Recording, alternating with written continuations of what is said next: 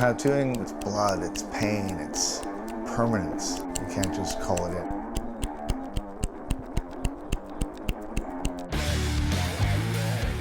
Hey guys, welcome to the East-West podcast on this fine Saturday. I got a little topic to talk about, and it's an awkward conversation because, depending on how you take it, it could seem like, and what people say a lot about Tabor is like, why would I get that? It's so fucking slow and you charge by the hour. Like I'm trying to, pull a fast one or something, right? But what I want to talk about is speed. And not necessarily speed of the tattoo, but the speed of the process, right?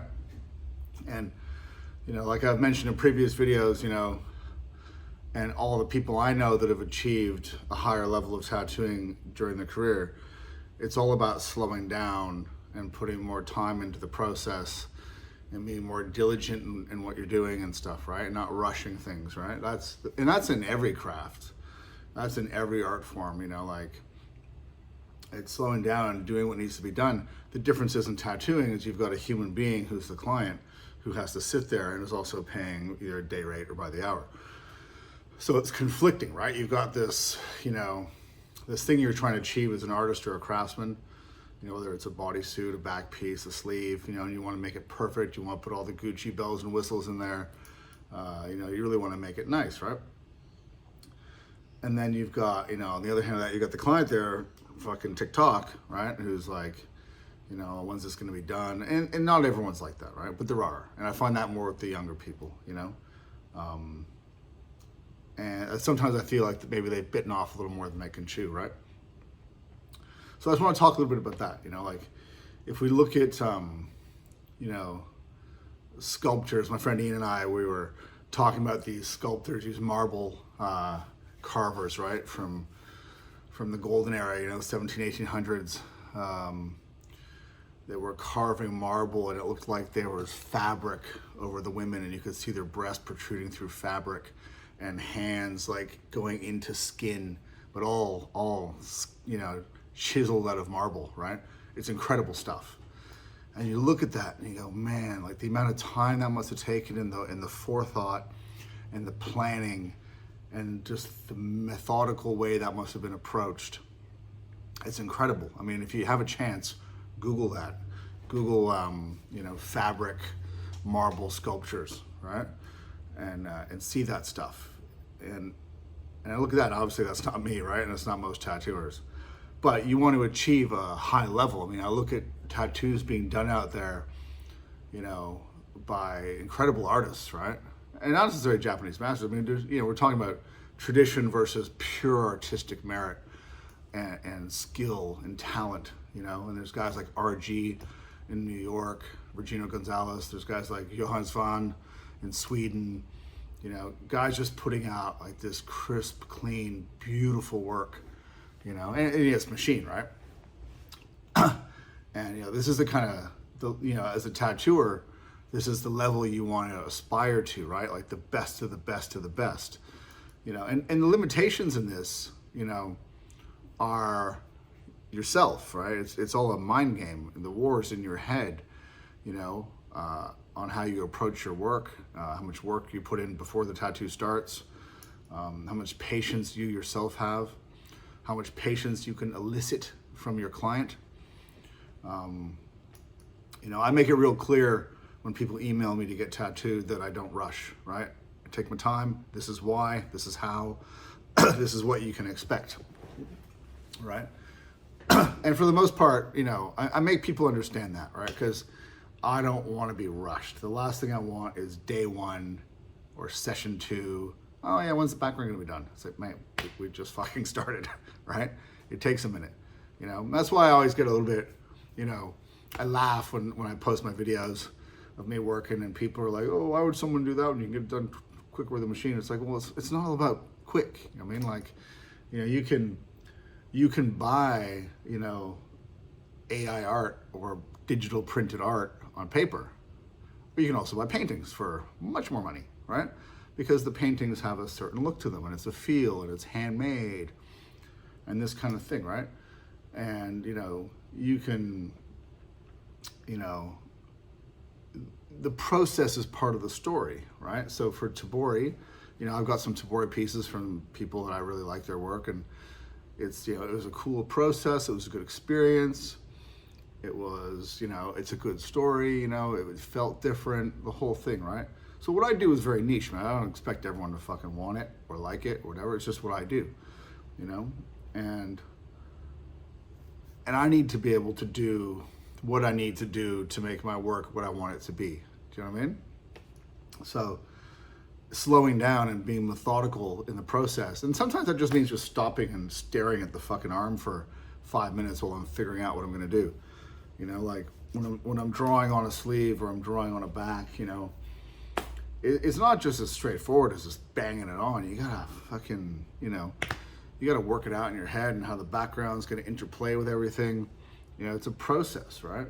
And it's that methodical sort of approach to it that I talked about with the sculptures. There's a lot of foreplanning, like how's this gonna look when I start shading it? Yeah, your dragon might look fucking great, right?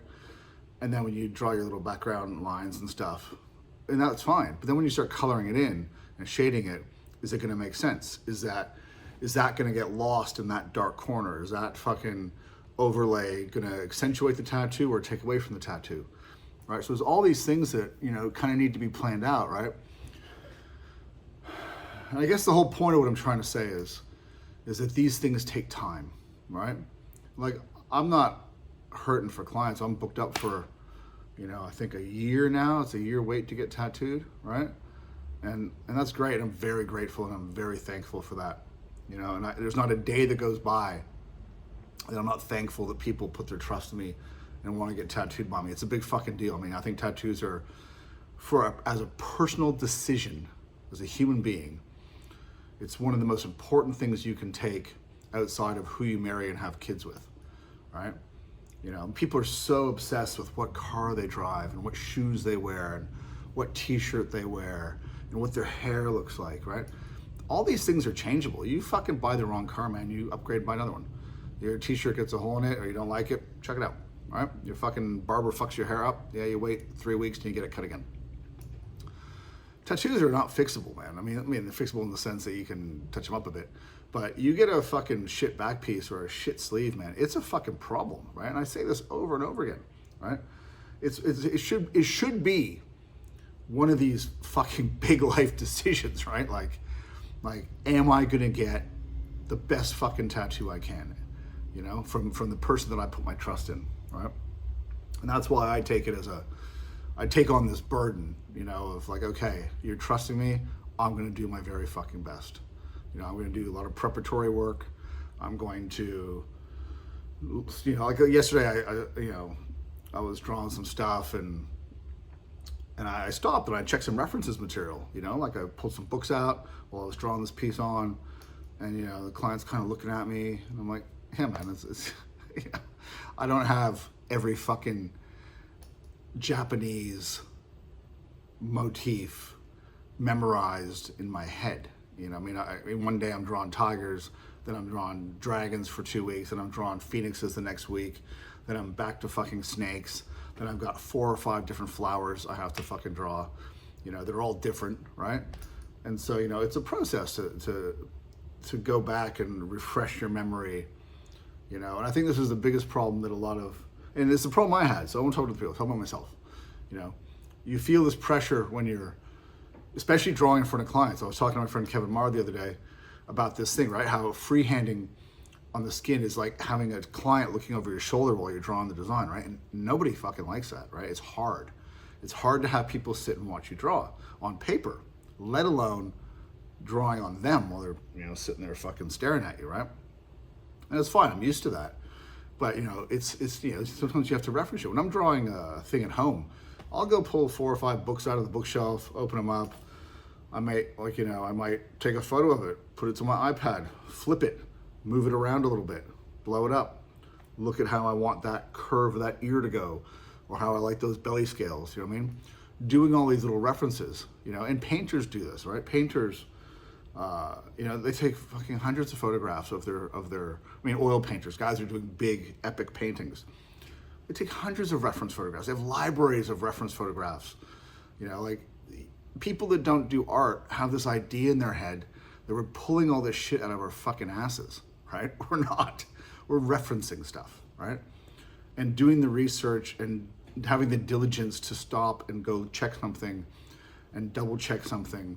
You know, this is all part of the process. And this takes time, right?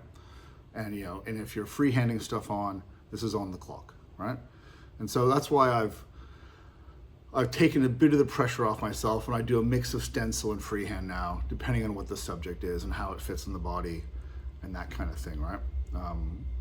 Like yesterday I did a dragon sleeve and I stenciled the head on and I freehanded on the body and in the background sort of motifs and stuff, right? And it's a good mix, right? It takes the pressure because the head on a dragon is the most important thing, right? And so I want the head to look strong and powerful and detailed.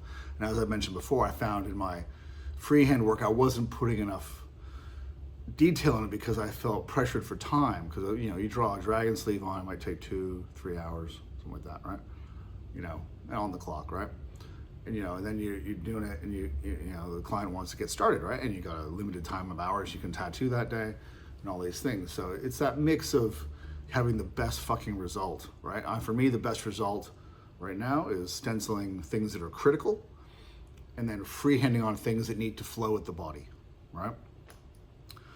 And that's just the outline, right? And you start getting into, especially with tabori, with shading and coloring, there's no fucking rushing, man. You cannot rush tabori, right? Anyone who says you can doesn't know what the fuck they're talking about, right? There's one speed, and that's the speed that shit gets done right, you know? So I guess in summation, if you're a client of mine or somebody else's, you know, and you choose that person based on who they are, their origin story, their work ethic, their portfolio, the word of mouth recommendations from other people, you know, be prepared that this shit takes time. You know, when people ask me, how long does this leave? You know, I don't fucking know, dude, right? I'll say like 30 to 50 hours, right? How long is the back piece? I don't know. Depends how big you are, depends what it is. 120 hours, 150 hours, could be longer, could be less. I don't know, because I don't want to be held to a number so that I don't feel like I have to rush towards the end and make the tattoo subpar, right? So before you go signing up for a tattoo, keep that in mind. It takes as long as it takes. And this isn't me trying to fucking milk clients for money like some fucking idiots might, you know, throw a throwaway comment on a Instagram post or something, right? It's just what it takes, man. I mean, it's tattooing, you know, it's super fucking important. And for those of us that care, you know, our sole ambition is to make the best fucking tattoo as possible. And then we want to make the next tattoo the best fucking tattoo as possible and learn and use what we learned from the last tattoo. And if you're a tattooer, right, watching this, I know there's a lot of young tattooers that follow me and older tattooers too, you know, take your fucking time, man. Take your time. Have confidence in yourself to take the time it needs to do what needs to be done. Don't let the clients rush you, right? Don't let the process get pushed forward and ahead. Do what you have to do, right? And if you lose a few clients over that don't understand, then so be it, right? There's no joy in doing suboptimal tattooing, and there's no joy in having suboptimal work out in the world, right? Because that's you, that's your art, it's your craft, it's your production.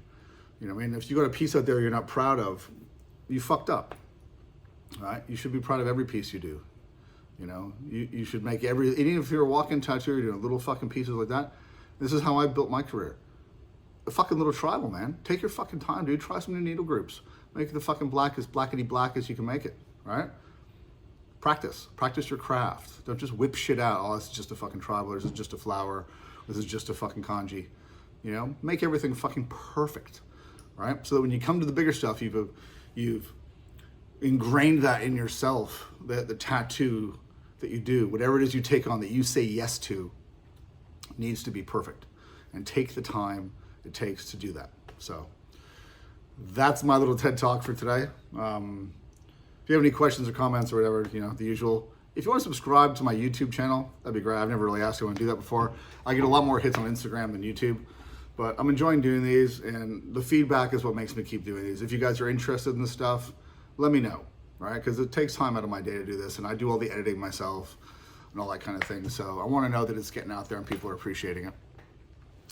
And I'm sure I'm going to touch on this subject at another time. So that's all for now, guys. Thanks for watching. Have a great weekend, and I'll see you next time.